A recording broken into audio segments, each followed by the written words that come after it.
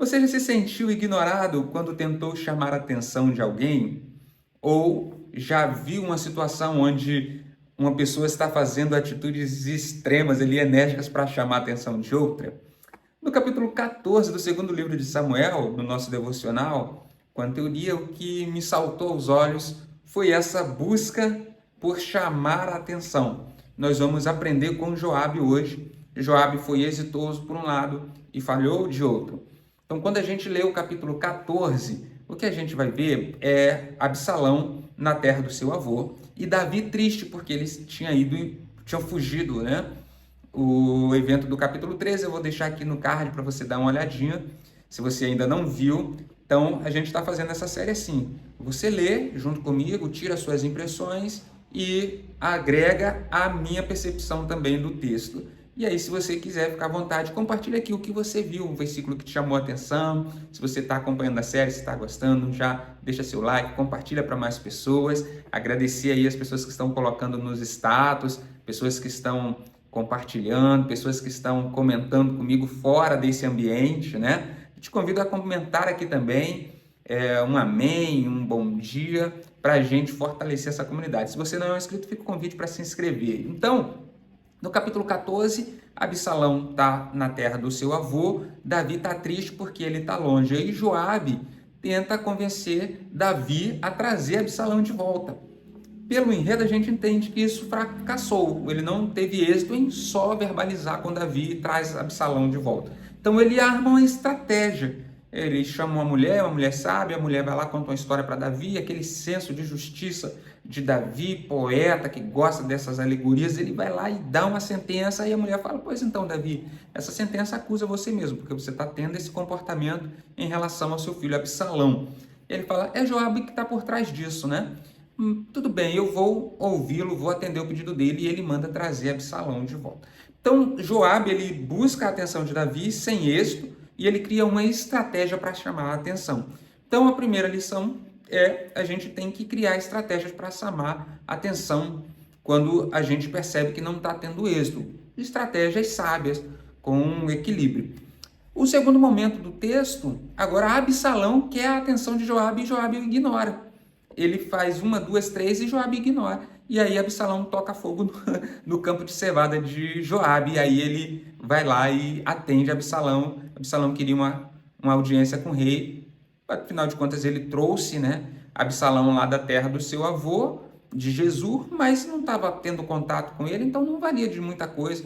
Então Joabe vem e atende o pedido de Absalão, porque quando ele ignorou, Absalão tocou fogo no seu campo de cevada. Então, aqui Joabe fracassou, porque ele tinha sofrido com a não atenção de Davi e estrategicamente ele usou uma de artimanha para poder chamar a atenção de Davi. Agora, Absalão não foi tão sábio.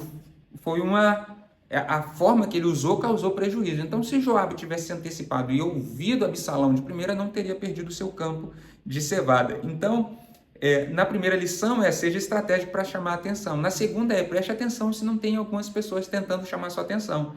Mesmo que você não atenda o pedido dela, mas preste atenção a elas. Se você deixar ir muito longe, talvez elas façam alguma atitude drástica que te cause algum prejuízo. Agora, de forma mais espiritual, de forma mais profunda, quem aqui já se sentiu que Deus, no silêncio para com Deus, que Deus não estava te dando a devida atenção? Então, se você já sentiu assim, comente aqui embaixo. Realmente é doloroso, eu já me senti assim. Parece que Deus não responde a gente, né? Então, eu tenho duas dicas hoje para você. A primeira, é claro, é sempre uma indicação de leitura. E é esse aqui. Se você acha que Deus não está te dando atenção, isso aqui vai te ajudar, esse livro vai te ajudar a você ter essa percepção como Deus atende às nossas demandas, como Deus se comunica, como Deus articula conosco. A segunda coisa, dentro as lições emergem do texto, né? A segunda lição a revelação de Deus é progressiva. Deus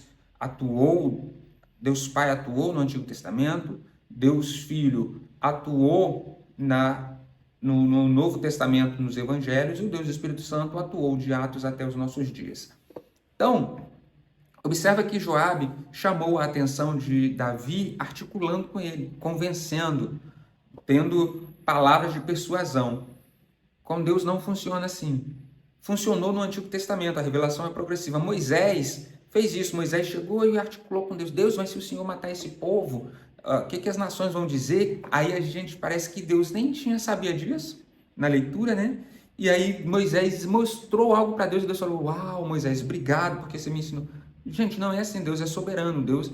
Agora, naquele momento, Deus permitia esse tipo de relacionamento com Moisés. Hoje já não é assim. Não adianta você chegar até Deus e tentá-lo impressionar com muitas palavras, convencê-lo. Deus, eu tenho que ter isso porque só assim tal coisa vai acontecer. Não é assim que você vai chamar a atenção de Deus. A segunda coisa foi que Joabe tocou fogo no campo. Foi uma atitude bem enérgica, chamou a atenção de Joabe com essa atitude drástica. No Novo Testamento, a gente vê pessoas fazendo isso, pessoas gritando, pessoas tocando, pessoas subindo em árvore. E aí, às vezes, a gente até prega assim, né? Ah, toque em Jesus hoje. Mas o que é tocar em Jesus, se o corpo físico dele não está mais aqui?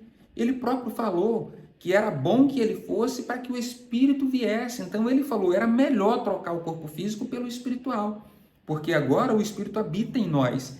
Então, a gente, às vezes, fica nessa expectativa de tocar Jesus, toca em Jesus. Como você toca em Jesus? Se você falar só isso, é abstrato.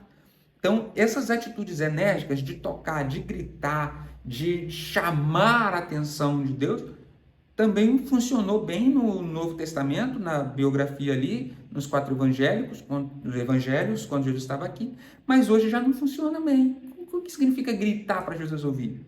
Um grito é mais alto do que um pensamento para Deus? Então, cabe a reflexão. Então, essa estratégia também de chamar a atenção de Deus, assim também não funciona bem. Então, agora, o que funciona? Quando a gente lê a Bíblia, Salmo 34, Salmo 51, Isaías 57, 55, 17, a gente vê que Deus, ele não despreza um coração quebrantado.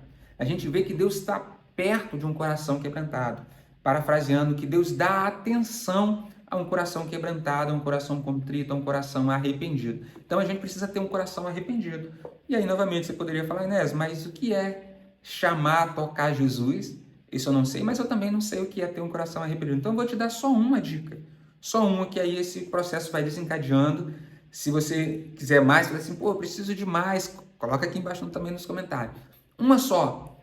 Dê nome aos seus pecados. Dê nome aos seus pecados. O que eu quero dizer com isso? Paulo, na carta que ele fala aos Gálatas, ele lista uma série de pecados. E aí, às vezes, como a gente vai orar, usando a instrução da oração do Pai Nosso, perdoa os meus pecados, perdoa as minhas dívidas. Que dívidas? Se você não é capaz de listar seus pecados, suas dívidas, é porque você não reconhece eles. Se você não reconhece seus pecados, você se comporta como quem não peca. E aí você só tem uma formalidade. Não, porque a Bíblia fala que todos pecam. Então, eu não sei aonde eu pequei, mas eu vou falar que para Deus já perdoar os pecados que eu nem sei que eu cometi. Se você não sabe que cometeu, é porque você não reconhece. Então, uma dica para você gerar um arrependimento e um coração quebrantado. Liste os seus pecados. Foi no hotel, a mesa farta, foi no restaurante, foi numa festa, num churrasco, e acabou tendo muita comida ali, e você comeu demais a ponto de ficar empanzinado, chega a ficar doente. Quando você chegar de noite, você tem que pedir a Deus, ou na mesma hora que você reconhecer, você tem que ter consciência que você cometeu o pecado da glutonaria. Pecado tem nome, você cometeu o pecado da glutonaria.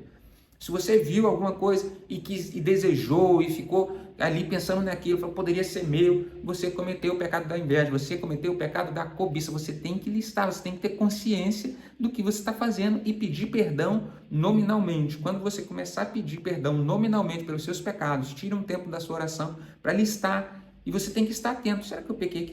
Eu desejei demais? Será que foi cobiça? Será que foi inveja? Porque senão você não é capaz de listar. É porque você fala, não, eu comi a quantidade boa, não foi glutonaria, não. Não, eu olhei aquele carro, mas não foi inveja, não. Deus, perdoa os pecados, se é que eu cometi pecado. Então, se você ficar assim, você nunca vai se arrepender. Então, você precisa criar o hábito de, no seu dia, ficar observando em que você está pecando. E fala, Deus, perdoa esse pecado. Pecado tem nome, você precisa nomear, pedir perdão a Deus para que Deus te perdoe pelos seus pecados específicos. Assim, vai gerar um arrependimento. Se você gerar um coração quebrantado, você vai chamar a atenção de Deus e Ele vai responder o que você está pedindo, o que você está falando. Agora é só praticar. Seja cheio do Espírito Santo.